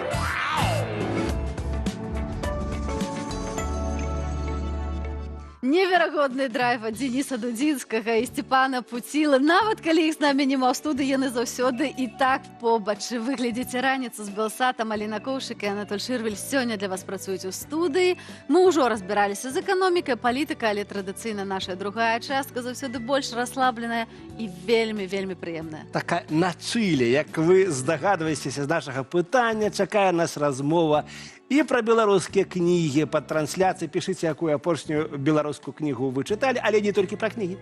Але мы пачынаем з моды Ганна Прышывалка, і наша чарговая рубрика «Раніца на стылі». Ўжо чакае Ганна, прывітанне. Якую кніжку ты чытала? Беларускую? Я читаю в основном про моду кнігі, бо цікавлюся модай больш за ўсё. І сёння хацела б абмеркаваць стэрэатып, які існуе ў дачыненні да моды, і гэта стэрэатып, што мода гэта толькі для дзяўчат. Але я планую развеяць яго ў пух і прах. І ў першую чаргу мяне ў гэтым падтрымае сусветная гісторыя мужчынскага касцюма. Але сёння мы не будзем паглыбляцца ў гістарычныя дэталі. Лепш паглядзім, якія тэндэнцыі і трэнды вызначаюць мужчынскую моду сёння. І тут важна адзначыць, яны вельмі разнастайныя. Пацверджанне таму подыумы тыдняў мужчынскай моды, якія нядаўна прайшлі ў Мілане і Парыжы. І хоць самыя мужчынскія тыдні з'ява адносна маладая, сёння яны прыцягваюць не менш увагі, чым жаночыя. А калі паглядзець на лайн-ап, то штодня там праходзіла 6-7 паказаў, і гэта зусім не менш, чым на жаночых тыднях моды. Нягледзячы на вялікую разнастайнасць калекцыі, усё ж даволі выразна счытваюцца агульныя настроі і напрамкі. Калі гаварыць мода архетыпаў, сёння ў мужчынскай модзе дамінуюць падарожнік-шукальнік, эстэт, творца, бунтар і мудрэц. І гэта вельмі паказальна, бо мужчынскі вобраз перастае быць адназначным і утилітарным. Ён становіцца шматслойным, эмацыйным і нават крыху філасофскім. Галоўны настрой сезону – рамантычны. Але гэта не наіўная рамантыка, а хутчэй асэнсаваная, дарослая. Яе вельмі прыгожа транслююць такія брэнды, як Dior і Dries Van Noten, праз мяккія сілуэты, далікатную тканіну і увагу да дэталю. Пры гэтым агульны вайб астаецца расслабленым. Мужчына больш не заціснуты ў жорсткія рамкі. Ён свабодны, пластычны, ён гуляе за дзеннем. І гэта адчуваецца літаральна ва ўсім. У пасадцы, шматслойнасці, у тым, як рэчы рухаюцца разам з целам. Калі гаварыць пра ключавыя стылістычныя прыёмы, тут іх адразу некалькі, ёсць акцэнты. І, па-першае, гэта гальштук. Ён вяртаецца, але ўжо не як сімвал строгасці, а як элемент стылізацыі, амаль як аксесуар з характарам. Па-другое, кветкі. У самых розных інтэрпрэтацыях, ад далікатнай вышыўкі да буйных, амаль мастацкіх прынтоў. Увогуле, прынт становіцца больш аб'ёмны, больш выразны, ён нібыта пачынае жыць на тканіне. Таксама прыцягвае ўвагу актыўнае выкарыстанне вышыўкі і набіўных малюнкаў, празрыстасці, шматслойнасці. Асобна хочацца азначыць фемінныя атрыбуты, якія ўсё ўпэўнены ўваходзяць у мужчынскі гардэроб. Карункі, балеткі, бліскаўкі. І гэта несумненна пра пашырэнне межаў мужчынскай моды. Каляровая палітра пры гэтым даволі жывая і разнастайная. Мы бачым ружовы, зялёны, жоўты, аранжавы, блакітны, шмат яркіх, чыстых адценняў, а таксама актыўны калар-блокінг. Але пры ўсёй гэтай разнастайнасці ёсць адзіны бясспрэчны лідар, і гэта бэжавы. Прычым ва ўсіх яго праявах, ад малочнага і пясочнага да карамельнага і цёплага. Бэжавы робіцца своеасаблівай новай базай мужчынскага гардэробу, спакойную, высакародную і вельмі універсальную. Ён нібыта збірае ўсе гэтыя складаныя вобразы і настрою ў нешта цэласнае. І калі паспрабаваць сфармуляваць галоўны вынік, то мужчынская мода сёння гэта ўжо не пра правілы, а пра адчуванне, пра свабоду быць розным, пра тонкасць, гульню і ўнутраную глыбіню. Вось такія справы. Ці падабаюцца вам сённяшнія тэндэнцыі ў мужчынскай модзе? Абсалютна. Мне вельмі падабаецца тэндэнцыя ў мужчынскай модзе у выкананні Толіка. Сяджу такі, адчуваю нейкі я недастаткова модны. Думаю, ладно, гальштука няма, зато ў мяне ёсць капялюш, трохвуголка, і я цяпер бачыце, які модны адразу стаў. Гэта новы тренд. Рабіце як Толік. Дзякуй вялікі, Ганна. Мы пабачылі, што зараз модна, і дзякуючы Ганне, таксама у нас нашыя хлопцы заўсёды вельмі на стылі. Не толькі хлопцы, дзяўчаты, таксама. А мы, як вы думаеце, канешне ж, не здарма начапілі такія пірацкія капелюшы, бо у нас у студыі журналістка і папулярызатарка гісторыі Марыя Грыц. Вітай, Марыя. Я бы сказала, яшчэ самая вядомая беларуская піратка Марыя Грыц. Першая і самая вядомая беларуская піратка. Ну, у некага быў Дрейк, а у нас Грыц. І гэта гучыць горда, я так лічу. Марыя, неухронна набліжаецца гадзіна ікс пачатку вашай вялікай авантуры, якую ты распачала вельмі смела і да якой далучыла палову Беларусі. Мы нават у шапках, у шляпах далучыліся. Што там адбываецца? 22 жніўня. Трошкі часу ўжо ёсць, але, так разумею, па прыгатаваннях вы ўжо падыходзіце да фіналу. Што на дадзены момант? Спадзяюся, што мы падыходзім да фіналу, бо сапраўды, як вы слушна заўважылі, палова беларускай грамадскасці такім ці іншым чынам далучылася да нашага праекта, і таму канчатковай кропкі яшчэ няма. Але 22 жніўня я запрашаю вас і ўсіх ахвочых далучыцца да нас в Капенгагене да першага беларускага пірацкага флота. Это будзе такі спачатку пробны флот. Я спадзяюся, што потом мы разыдземся. Вось, паглядзіце, ці бачная наша Што там бачна на гарызонце? Што там бачна на гарызонце? Вось, і канкрэтную праграму я распавяду трошачку пазней. Так, я што-то тут бачу, штосьці бліскучае. Што там блішчыць, Ганна? Але 22 жніўня сустракаемся каля русалкі, самай вядомай славутасці Капенгагена, і адтуль пачнецца вся наша авантюра 22 жніўня. Палякі б сказалі, капенгагенска сырэнка. Марыя, мінулы раз Ты была у нас у студыі, тады Дзяніс з Кацяй вялі не мы, але я добра памятаю, што мы аб'яўлялі тады збор на рэстаўрацыю, ці аднаўленне, ці куплянне нейкага крыжа. Нейкі зборов.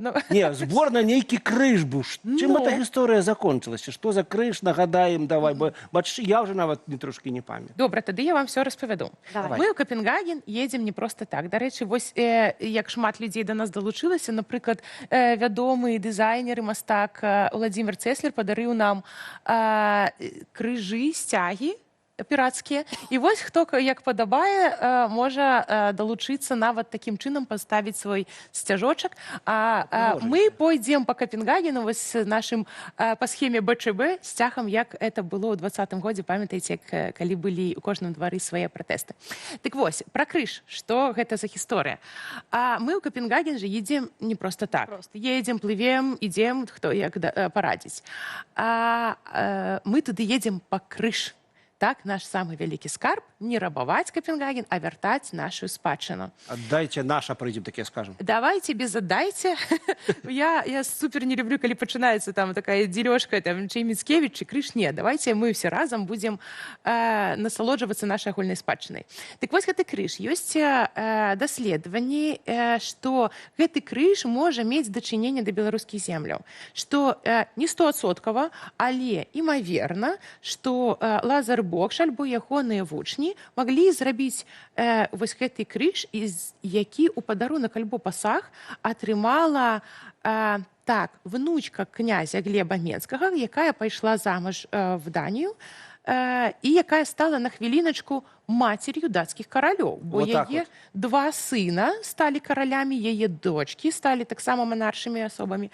І ўвогуле яе гісторыя, я спадзяюся, што аднойчы будзе перакладзены гістарычны раман, які напісаны в Даніі пра каралеву Сафію. Там неймаверная гісторыя. Так прямо серіал напрашваецца. О, я спадзяюся, аж мураши пабеглі. Дарэчы, я прыадкрыю таямніцу, прабач, калі ласка, што цябе пераб'ю, але мы, вось, гэты крыж, Белсат і Сергій Пелеса будзе здымаць фільм пра вашы прыгоды. Это спойлер, нет, гэта тизер. Гэта тизер, не спойлер, але тизер. Таму я думаю, што нашы гледачы з усімі смакамі і цікавосткамі, нават тых, хто, на жаль, не зможа далучыцца, на Белсаце змогуць паглядзець пра вашыя прыгоды. Так, але з чым дакладна класная гісторыя, просто як кожны раз чую, кожны раз. Ёсць яшчэ свая гісторыя, як мы збіралі грошы на рэпліку. То бок, вось крыж, ён в Даніі адна з самых вялікіх славутасцяў, то бок, зразумела, мы яго і не забіраем, і не прэтэндуем яго забраць. Не прэтэндуем, ён прыгожы, яны яго даглядаюць, окей. Але каб сваё нешта мець, мы зрабілі рэпліку крыжа. І гэта вельмі класная таксама гісторыя, як спачатку беларускі майстар взяўся, не перадумаў. Потым в Літве майстар взяўся, таксама не склалося. А потым дзяўчына, якая паехала в эміграцыю в Грузію. Так, знайшла там неймавернага ювеліра, грузіна, які настолькі пранікся гэтай гісторыяй, вот это вот гарачая грузінская кроў, мы толькі з ім пазнаёміліся, созваніліся, такой: Марія, все, няма часу, я іду рабіць крыж. Я кажу, яшчэ збор не скончаны. Он такі: ты, Марія, сканчай свой збор, а я пойду крыж рабіць. У Грузіі добрая традыцыя рабіць эмаль. Там вельмі гэта традыцыйна для ювелірных упрыгожванняў. Ну і там же таксама шмат марэходаў было, яны ж хадзілі. Ну, можа, да Капенгагена не хадзілі? Чаму не? Глядзі, Чорнага мора ёсць у Сярэдземнай. Добра, Марыя, крыж ужо гатовы? Крыж ужо гатовы. Дзе ён зараз? У Грузіі. У Грузіі. Вось мы бачым тут фотаздымачкі у нас ёсць, паказы. Да, в Даніі вельмі папулярна рабіць рэплікі і маленькія ці крыжыкі. Дораць іх на... Я б захацела. Да, вот эти, яны малюсенькія, і яны каштуюць там, ну, нейкую драбяту, і дораць адзін аднаму на вяселлі, калі нараджаецца дачушка, ці калі прыязджае манарша асоба. Ну, это я здымала в аэрапорце, а там, конечно же, робяць такую больш золотую штуку. І это такая класная супранікненне беларускай гісторыі і дацкіх традыцый. Яны робяць рэплікі, і у нас будзе рэпліка гэтага крыжа. Выдатна. Фантастыка. Колькі людзей ўжо зараз далучылася, і як вы лічыце, колькі беларускіх піратаў прыедзе ў Капенгаген? Штосьці можна сказаць, запрасіць яшчэ кагосьці, каб нас было болей? Я запрашаю вас. я запрашаю усіх ахвочых. Калі ласачка, долучайтеся до нас. 22 жніўня каля Русалкі мы сустракаемся. І так як это флешмоб, я супер не ведаю, колькі людзей долучыцца. У нас будзе такая марская частка, уласна флот. У нас будзе канцэрт беларускіх музыкаў, якія далучыліся до нас. У нас нават будуць элементы фехтавання, то бок это тэатралізаваны, такі будуць уставочки, скажем так. Вось, людзі рыхтуюцца вовсю, вучацца, як правільна шаблей карыстацца, каб нікога не параніць, каб самі быць у парадку. І карацей, вось, у нас будуць 2 пары такіх фехтавальшчыкаў. Будзе канцэрт, будзе 6, але самае класнае, мы яшчэ таксама можам завітаць у музей і пабачыць крыж сапраўды на свае вочы, але напрыканцы я запрашаю усіх, хто далучыцца до нас, паехаць у Рынстад. Это месца, дзе княжна Сафія, каралева Даніі, пахаваная. І нас там буде чакаць экскурсаводка, неймаверна закаханая ў гісторыю Сафіі, якая так распавядае яе гісторыю, што коцяцца слёзы і дрыжыкі па спіне. Я прямо вот чую, як прямо зараз гледачы нашай праграмы такі: "Дык а куды ісці? Куды падацца? Капенгаген 22 жніўня. Дзе білеты? Пачом? Куды? Ёсць нейкія, не ведаю, анкета, як далучыцца? Як да флешмоба. Памятаеце, просто я казала, прыходзьце 22 жніўня і далучайтесь. Капенгаген, Сіренка, іхняя русалачка ў Капенгагене, там будзе збор, да? Так, я думаю, што мы з вами, можа, якім-небудзь чынам яшчэ абмяркуем праграму, калі ў нас уже будзе жалезабетонна з усімі дамоўлена, са всімі там. Ну, а трошки можна што-нибудь заспойлерить, зацізерить? Слухайте, ну я вам уже рассказала самые основные моменты. Фехтование будет, экскурсия будет. А имёны будет. там, не знаю, вольские. Ну, як ви пам'ятаєте, это флешмоб, і всі, хто хоче, долучаються до нас, щиро дякую, повагу. Поэтому самое классное – это будет ваш досвід, і піратський, і історичний, і уділ у самой великой авантуры гэтага года. А может быть, і всього покоління. І не тільки года, я думаю. Карацей, калі мы там з Аліною все-таки знойдем час, каб долучитися, значить нам треба прилетіти у Копенгаген. 22 жніўня, каля Русалочки, у порті Копенгагена. Сустракаюцца ўсе беларусы, которые хочуць далучыцца да гэтага праекта. Каб пазнацца, то трэба апрануць альбо капелюш, альбо взяць белы-чырвоны белы сцяг з крыжыкам, правда? Никаких анкет. Заходишь на сайт Лота альбо Рейнайр, купляешь билет, ці там на цягнічок, і 22 жніўня, а якой гадзіне? Чыгуначны пірацкі беларускі флот, это вельмі інтарэсна. Да, з парусамі. 10 гадзін каля Русалачкі. 22 жніўня, а 10 по копенгагенскому часе, ля Русалачкі, знакамітай той самай, вось пачнецца вось гэта. Я думаю, што без нас не можа абысціся, бо мы мусім зрабіць адтуль включэнне ў раніцу. Во! Ідэальна. Марыя, а чым зараз вы займаецеся, каб давесці гэтую ідэю да канца, і хто табе дапамагае? Бо зразумела, што прямо адной гэта цяжка пацягнуць цэлы флот. Это правда. Я вельмі удзячна кожнаму і кожнай, хто далучыўся, і, на жаль, я не смогу зараз назваць усіх, таму што это, ну, сапраўды больш, чым 100 чалавек, такіх актыўных удзельнікаў і удзельніц, але для мяне вельмі істотна сказаць шчыры дзякуй. Так, з чаго бы пачаць? Найперш беларускай дыаспары ў Даніі, таму што яны взялі на сябе вялікую частку арганізацыі ўжо на месцы. Таксама рэдакцыі Гродно Лайф, якія паверылі ў мяне і вось падтрымліваюць мяне. Клас. А яшчэ усім ахвочым, всім людзям, у якіх паламянае сэрца, спадару Цэслеру за наш сцяг такі чароўны. І Іла, это чалавек, які зрабіў нам гэты крыж, гэтаму чароўнаму грузіну, які... Марія, ось, заберите крыж, вы в этом Копенгагене все зробите, приезжайте в Грузию, я вам вина налью. Думаю, мой ты хороший. Як толькі атрымалася. І такая, і серце Марії одразу розривається. Якщо таки в Копенгаген, ці от Тбілісі. Спочатку Копенгаген, потім. Ось, так. Там же так само бархатний сезон, короче, Грузії просто... Ну, там з Грузії, ви ведаєте, не все так просто. Ось, і тому я удячна кожному і кожнай нават за узгадку у Сеціве, за вот эту прекрасную сустрэчу вам шчыры дзякуй. Не можа быць маленькага ўнёску, тому што гэта аграменны флешмоб. Марыя, мы ад пачатку былі з табой, і я памятаю, добра рыхтаваў спецыяльна для Дзяніса і Каці вось гэты QR-код на збор, і мы прыдумалі, што там будзе сэрцайка ўнутры. Гэта наша стаўленне да гэтага праекта. Ужо ў гэтым праекце ёсць сэрца, ёсць душа, ён класны, ён пра добрае. Дык чакай, а 22-го, а 10 гадзіне, 22 жніўня, а 10 гадзіне, каля капенгагенскай русалачкі, што ўжо там 100 чалавек ужо будзе ці больш? Яшчэ раз вам кажу, так як гэта флешмоб, а мы не ведаем, нічога не ведаем. Я нешта бачу. Там колькасць месцаў не абмежаваная, вот што бачыць Аліна. Я бачу, што колькасць месцаў абмежавана, але вы можаце паспець, таму набывайце квіткі і прыязджайце в Капенгаген, дарагія сябры. І мы прямо бачым, як з усіх канцоў зямлі на караблях беларусы ўжо сёння закладаюць гэты ром, сала, сухарыкі і едуць у Капенгаген. Плывуць, так, ідуць. Все в Капенгаген.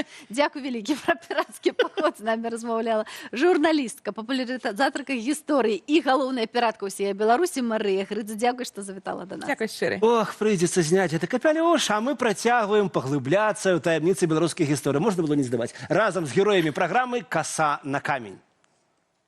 Бабник. Пророк. Пьяниц. Поэт. Конформист. Покутник.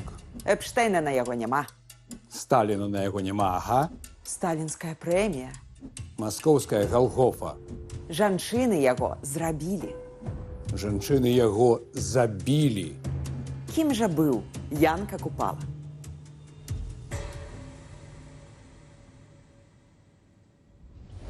Янка Купала – нацыянальны геній.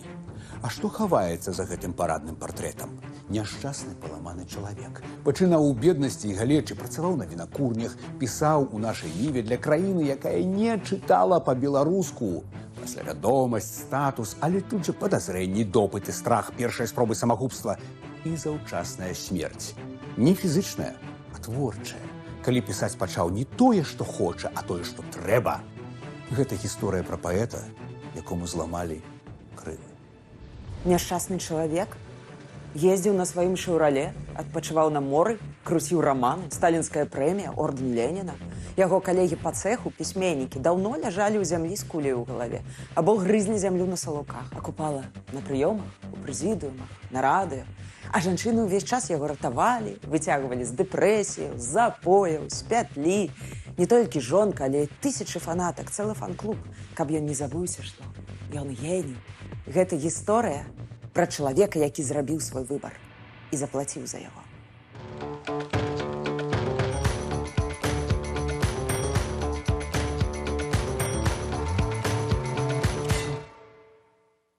15 чэрвеня 1942 году. Вакол вайна, але толькі не ў Маскве. У сталіцу СССР прыязджаюць беларускія літаратары. ЦК КПБ плануе склікаць на пачатку ліпеня пленум Саюза пісьменнікаў. Едзе ў Маскву і сам Купала, жывы класік. Яго бянтэжыць усяго адзін момант. У гэтым жа годзе мае шырока святкавацца юбілей Якуба Коласа, 60 гадоў. Падрыхтоўка ідзе шалёнымі тэмпамі. А вось пра ягоны юбілей у тым самым годзе усе забыліся. Чаму яго няма ў плане? А можа, яго і зусім няма? Гэтая паездка ў Маскву стане для Купалы апошняй.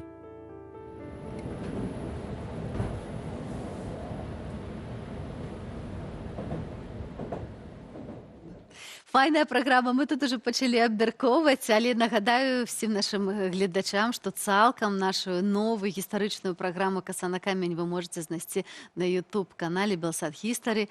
І там не толькі пра Купалу, шмат таемных цікавых сторонак беларускай гісторыі, пра якія распавядаюць Каця і Васіль, вельмі захапляльна. Скажу честно, Катю и Василя я готов глядеть и слухать без конца. Это так здорово с таким захоплением и веданием рассказывать про историчные цікавостки. Ну, так само без конца, как мы можем читать книги белорусские. Да, да. А мы нарешті добралися до белорусских книг, які абмяркоўвалі ў чаце нашай трансляцыі. Размову про іх падтрымае шэф-рэдактарка Гутенберг паблішер Валентина Барбара Андреева. Вітаем.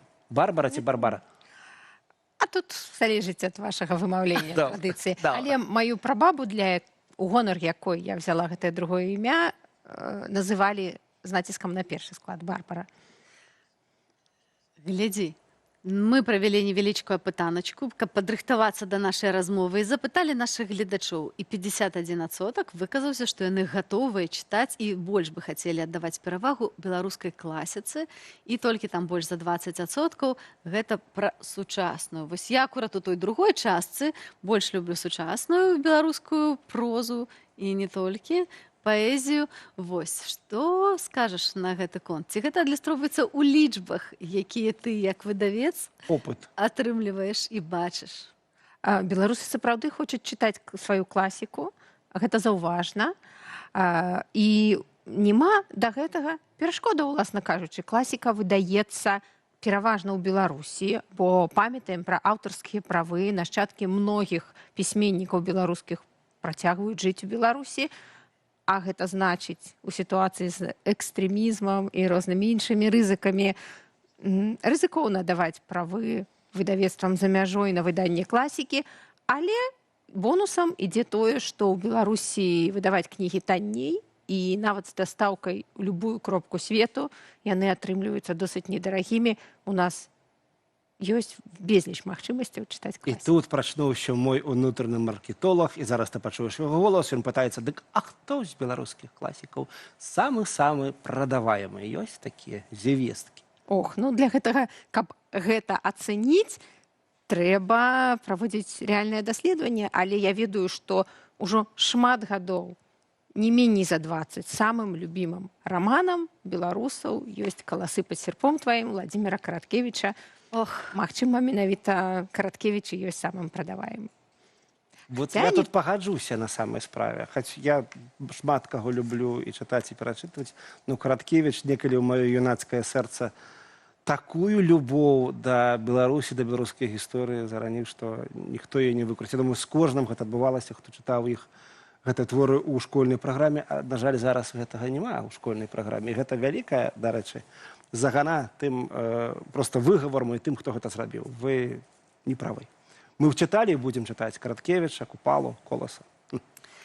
Беларускія выдаўцы зараз, якія выдаюць сучасную беларускую літаратуру, а не класіку, збольшага за мяжой. Вельмі мала засталося магчымасці выдаваць штосьці ў Беларусі. Там адзінкавыя яшчэ апошнія магікане трымаюцца, але таксама ўсё досыць складана. Але тое, што вы тут робіце, гэта проста неверагодна. Больш за тое, все нашыя выдаўцы аб'ядналіся ў асацыяцыю. Навошта вам гэта было трэба? Кожны ж сам выдае нейкія свае кніжкі. Вось навошта вам гэтая асацыяцыя была патрэбная?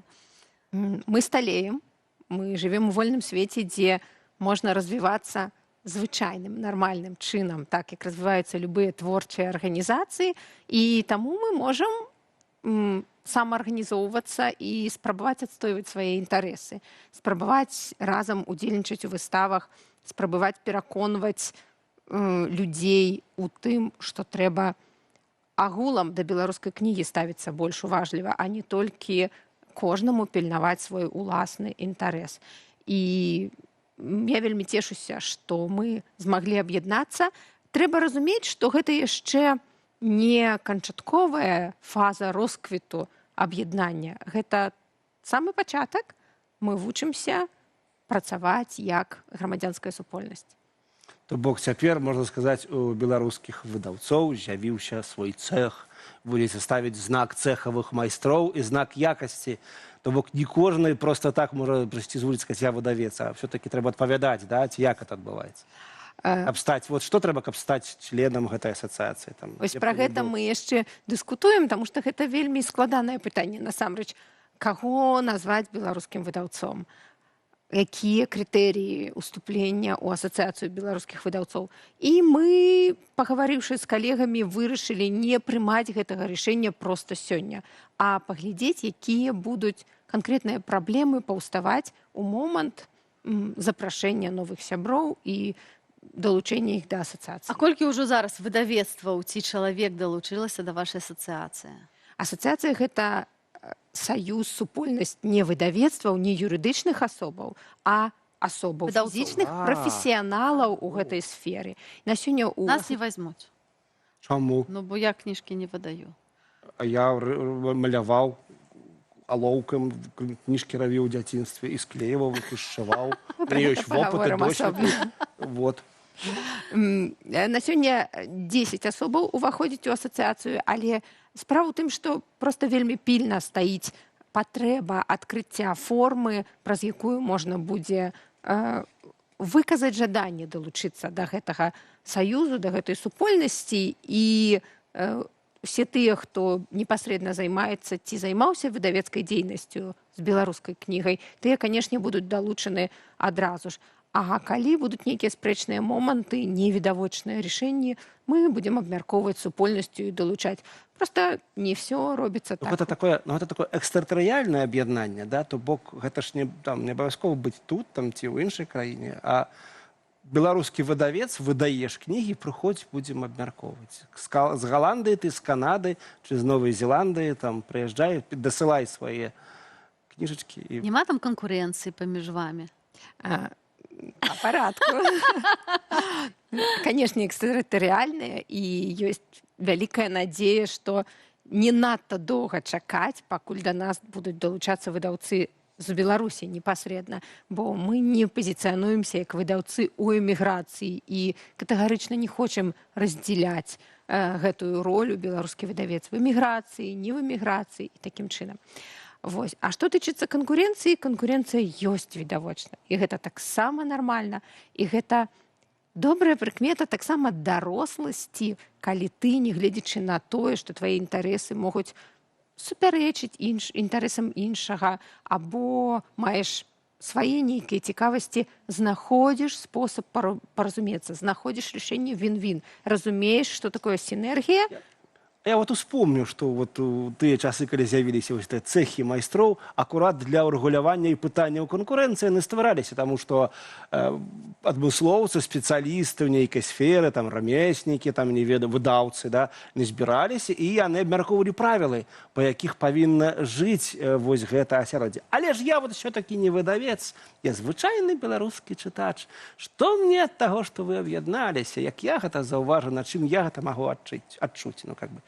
Напрыклад, ужо весной у красавіку ад імя асацыяцыі мы паўдзельнічалі ў Познані ў кірмашы кнігі, менавіта як асацыяцыя выдаўцоў. Дзякуючы нашым партнёрам знайшлі сродкі на стэнд, дзякуючы таму, што кожны з выдаўцоў намагаўся дапамагаць адно аднаму, і асабліва дзякуй Розум Медыя, якія, уласна, базуюцца ў Познані, і взялі на сябе цяжар падрыхтоўкі, мы змаглі прыехаць у Познань і мець свой стэнд на польскім кніжным кірмашы. Чытачы маглі прыйсці і ўбачыць, што вось адзін стэнд, шмат усяго там. Я вялікая фанатка кірмашоў, бо там можна проста дакрануцца да вялікай колькасці кніг, пабачыцца з аўтарамі таксама часцяком ёсць сустрэчы. Але, Валентина, скажем шчыра, прыйшла ты не з пустымі рукамі. Я тут уже пацягнулася да першай кніжачкі. Ай-яй-яй-яй. Што ты нам прынесла? Я так разумею, што гэта навінкі твайго выдаўніцтва Гутенберга, так? Так, і была вельмі вялікая дылема, што менавіта взяць, таму што за першыя паўгода мы выпусцілі вельмі шмат кніжак. Вельмі шмат гэта колькі? Больш, чым 20 праектаў. Гэта? А то цэлая бібліятэка. Гэта даволі шмат. Выдавецтва Гутенберг выдае кнігі цэлымі бібліятэкамі. Вот. Чаму ты абрала менавіта гэтыя кніжкі, каб прынесці? Вось у мяне ў руках «Спорту да Сантьяга», дзённік пілігрымкі. Я ведаю, што гэта досыць папулярны апошнім часам сярод беларусаў маршрут. Досыць шмат хто збіраецца і вандруе. Я ў Фейсбуку чытаў, можа быць, ужо тройчы ад розных сваіх сябраў. Я адкрыла для сябе гэтую ідэю пайсці ў пілігрымку, дзякуючы Стэфану Корфу і яго кнізе. І я таксама натхнілася, мы ўсёй сям'ёй натхніліся. Толькі што вельмі складана паехаць адразу в пілігрымку всёй камандай.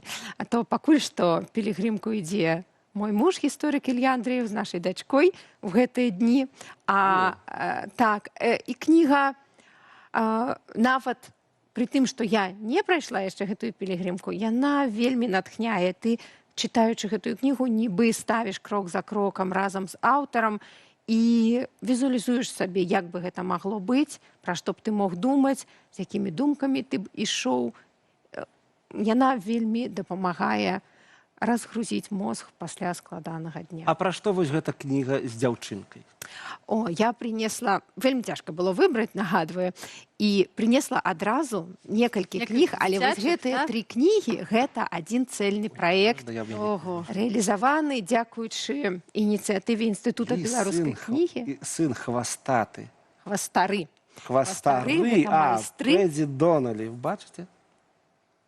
Хвастары — гэта майстры, якія робяць всім звярам хвасты. Вот яно як, адкуль хвасты бяруцца. А мы думалі, што хвасты гэта так проста. А малюнкі якія прыгожыя, божа мой. Я, ведаеце, чытаць з дзяцінства, я кожны раз, калі я бяру, гэта, да, што за аўтары? А я скажу, што я вось, як чытаць з дзяцінства, бяру кніжку ў рукі, для мяне гэта як знаёмства з новым чалавекам і як дотык да свята проста. Але гляджу, што аўтары гэтых кніжак гэта не беларускія, то бок гэта перакладная літаратура, так? Як з'явіўся гэты праект? Так, гэтыя 3 кнігі, гэта кнігі ірландскіх аўтараў, выдавецтва О'Брайен. Да нас звярнуўся, не да нас, а, уласна кажучы, Інстытут беларускай кнігі запрашаў усіх выдаўцоў праявіць сваю цікавасць да перакладаў ірландскіх аўтараў, і вось мы выбралі 3 кніжкі, і дзякуючы падтрымцы ірландскай амбасады ў Вільні змаглі іх выдаць. Гэта 3 кніжкі на розны ўзрост. Ад самых маленькіх кніжка, карцінка, Пэдзі Доналі, Ліс і сын хвастары, да ўзросту 9 гадоў, Табіта Плімтак, Эрікі Макган, і Янка Далт ад Зейнаб Боладел, ірландкі нігерійскага паходжання, пра дзяўчыну, выпускніцу школы, каханне, сямейныя нейкія таямніцы, загадкі, сталенне, пошук сябе. 3 вельмі розныя кнігі, але все 3 цікавыя, і што немалаважна, яны вельмі сучасныя. Яны не перакладзены на польскую, на расійскую мову, але яны атрымалі мноства прэмій. То бок унікальная літаратура, дасяжная па-беларуску. Я бачу, што гэта кніга, гэта не проста кніга, гэта вельмі прыгожая кніга. Гэта кніга для чытання з дзеткамі. Там вельмі дэталёвыя малюнкі, там мала тэкста, і там можна, чытаючы з дзіцем, якую яшчэ не ўмее чытаць, даць яму магчымасць прыдумаць сваю гісторыю. Пра ліса, праз гэтых усіх, там цэлы сусвет пабудаваны, і можна прыдумаць сваю гісторыю. Я правільна зразумеў? Так, а яшчэ там вельмі цікавыя форзацы. У арыгінале у аўтара таксама так было. Все геаграфічныя назвы, гэта мапа гэтага горада, і все геаграфічныя назвы начинаюцца з адной і той самай літары. І перакладчык разам з рэдактараў мусіў прыдумаць беларускія назвы, якія таксама пачынаюцца з адной і той самай літары. Алея Аленя. Проезд Пеликана, Вужачая улица, площадь Паулина. Это мед, Шаша-шакала. аллей для моих ушей. Такие пригожие назвы, такая топонимика. Тупик Валентина, тупика. Тупик тупика, да. Альбо шаша-шашка. Да. Тысячи книг выдаются, тысячи книг пишут, десятки тысяч пишутся, приносят рукописи. Для меня заўсёды было загадкой, як выдавец, не ведаю, жрэбі кідай, як вы выбіраеце, што менавіта выдаць? Гэта вельмі складаная задача, што менавіта выдаць, бо выдаць хочацца все адразу і шмат, а ресурсаў, канешне, на все адразу не стае. Асабіста для мяне важна не проста выдаваць кнігі, любыя. Важна, каб гэта была чыясьці мара.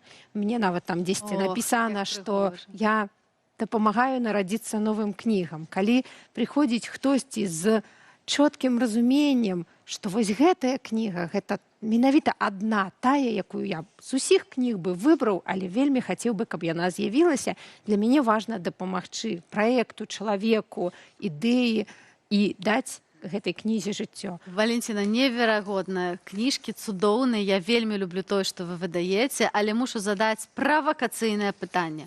Калі бы выбраць топ-3 кніжак па-беларуску, сучасных, што бы вы парэкамендавалі нашим чытачам, гледачам, якія нас сёння глядзяць, на што звярнуць увагу, на якія кнігі? Акрамя таго, што мы назвалі, альбо сярод гэтых топ-3. Менавіта беларускіх аўтараў. Беларускіх аўтараў. Што параеш? Правакацыя. Я не паддамся на гэтую правакацыю. Справа в тым, што ў мяне ёсць 3 любімыя кніжкі беларускіх аўтараў, і шчасліва яны зараз увайшлі ў доўгі спіс прэміі Гідройця. Гэта «Халодныя землі» Карнауха, гэта пентаквантер Арцёма Шуканова і гэта цягнік да Познання Алексея Правалоцкага. Вось гэта тая беларуская проза, якую мала таго, што класна прачытаць па-беларуску, яе трэба перакласці на ангельскую і выдаць, таму што ўвесь свет павінен пачытаць класныя тэксты нашых аўтараў. Цудоўна. Я уже записала, потому что я не читала еще Я хочу одну лічбу ад Валі даведацца. Валя, колькі кніжак за год ты прачытваеш? Каб пазайдросціць. Не вельмі шмат, насамрэч. Тут пытанне, берем мы тыя, якія я читаю па працы, ці не берем? Берем. Ну... Па працы, конечно, я про гэта, што я... Чытаць кніжкі па працы, праца найлепшая ў свеце, чытаць кніжкі. Вы калі пачнеце чытаць іх у рукапісах, вы згубіце палову асалоды, бо адно чытаць вось так. Лічба, 100, 200, 10. Не, ну вядома, што не, у мяне вельмі шмат працы, на жаль, я не магу 100, 200, 10, ну недзе, можа, 50 такога парадку. Боже, недзе 250 па кніжцы ў тыдзень. Кароче, я хацеў бы таксама, каб у мяне такая лічба была. Некалі я чытаў і больш. Дзякуй, вялізны. А я вось хочу, я заўважыла, што гэтая кніжка выдадзена разам супольна з кніжным магістратам. Гэтая кніжка выдадзена разам з амбасадай Ірландыі. Гэта азначае, што вось такія супольныя мерапрыемствы прыносяць рэальную карысць, а мы атрымліваем неверагодныя кніжкі, якія можам чытаць, атрымліваць асалоду. Велізарны дзякуй за вашу працу. Прывітанне ўсім нашым улюбёным выдаўцам. Гэта, я думаю, адны з найлепшых людзей у нашай супольнасці, які дораць нам столькі прывет цудоўнаму Кракову. Прывет тым, хто пайшоў пілігрымку. З намі была шэф-рэдактарка Гутенберг паблішэр Валентина Барбара Андраева. А нас чакаюць спартовыя парады ад Піта Павлова. Прыйшоў час трошачкі размяцца.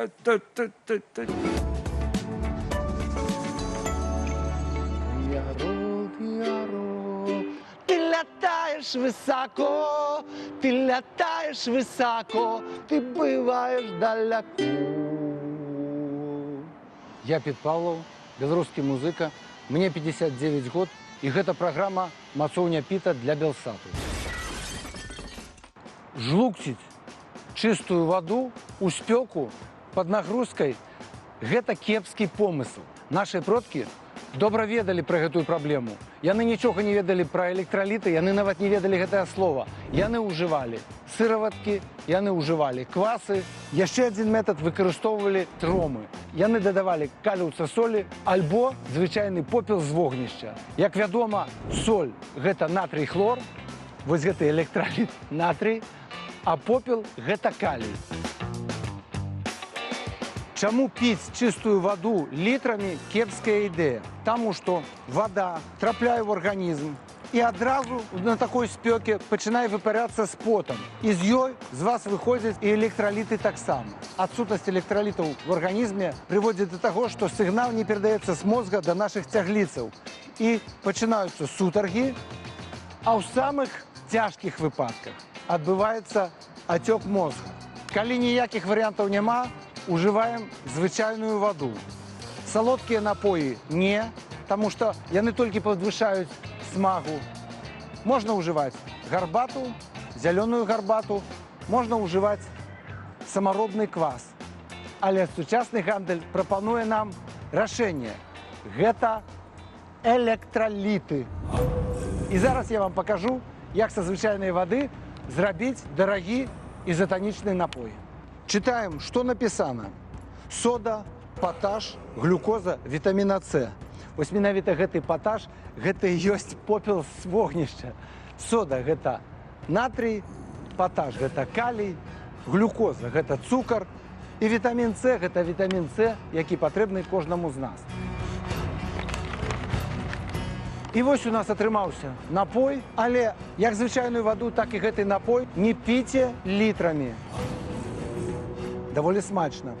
Некалькі эканомных глыткоў і шыбуем далей. Гэта была праграма «Мацоўня Піта». Мацуемся і ДПБЧ.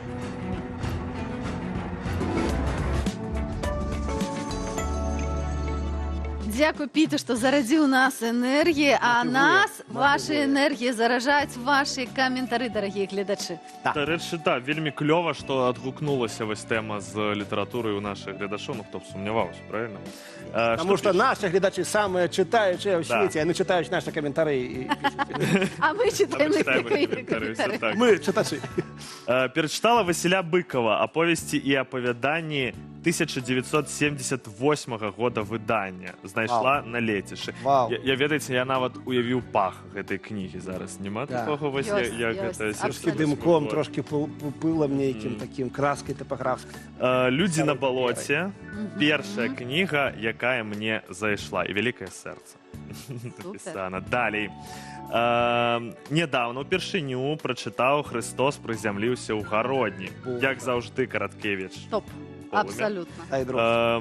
Зараз читає таксама «Людзі на балоце». Ну, шмат писали менавіта про «Людзі на балоце». Бачите, классика, да? Тое, што вось у нас. Потому что там про выживанне, там про захаванне сябе як чалавека ў складаных вельмі умовах. Вельмі клёвы камент вось про тое якраз. А ёсць некае перасячэнне для тых, хто зараз у РБ з героямі Меледжа. Чытаеш і разумееш, мы не першыя, тутэйшыя выжываем. Мы перасекаемся уже з музыкай, якая з'яўляецца ў нас, а гэта азначае, што мусім з вами развітацца. Дзякуй, што правялі гэтую раніцу разам з намі. Да, завтра. І да сустрэчы. Труціш думкамі ў ночы мяне, паірвай